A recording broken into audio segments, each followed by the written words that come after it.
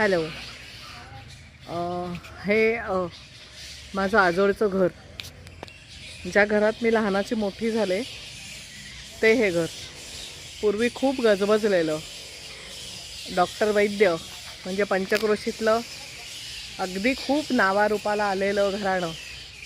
माझे आजोबा डॉक्टर, मामा डॉक्टर आणि आजी खूप अशी माणसं जोडणारी, असं सगळं होतं. माझे 5 मामा आणि आजी आजोबा असे इथे राहत होते. मोठा मामा डॉक्टर होता, त्याचा पुढे दवाखाना होता. ही घराची मागची बाजू मी दाखवते. मागच्या परसातली ही विहीर दिसते. त्याच्यानंतर पलीकडे तिकडे जी निळी टाकी दिसते, त्या टाकीच्या खाली आमची चूल आहे. त्या चुलीवर आंघोळीचं पाणी तापवायची पद्धत होती. ही वरची जी खिडकी दिसते लाकडी, त्या वरच्या जागेमध्ये बँक ऑफ महाराष्ट्र होती पूर्वी.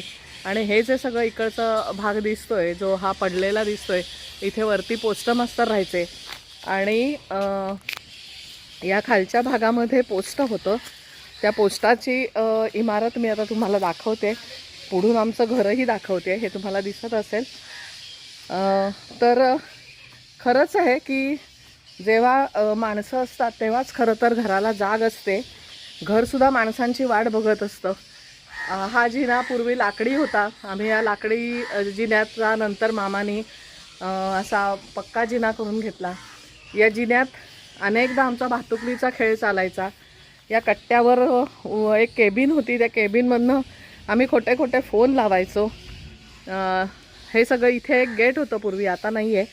आणि हा सगळा समोरचा परिसर, हे मारुती सगळा स्वच्छ करतो आहे हा परिसर. आणि हे इथे ह्या ज्या खिडक्या तुम्हाला दिसत आहेत 2, इथे या हॉलमध्ये पूर्वी पोस्ट ऑफिस होतं.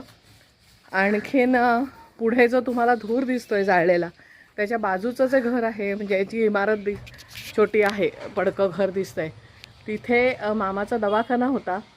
आणि हा जो समोरचा जिना आहे तो चढून वर गेल्यानंतर वर बँक होती, कधी भाडेकरू होते, वरच्या भागात पोस्ट मास्तर राहायचे.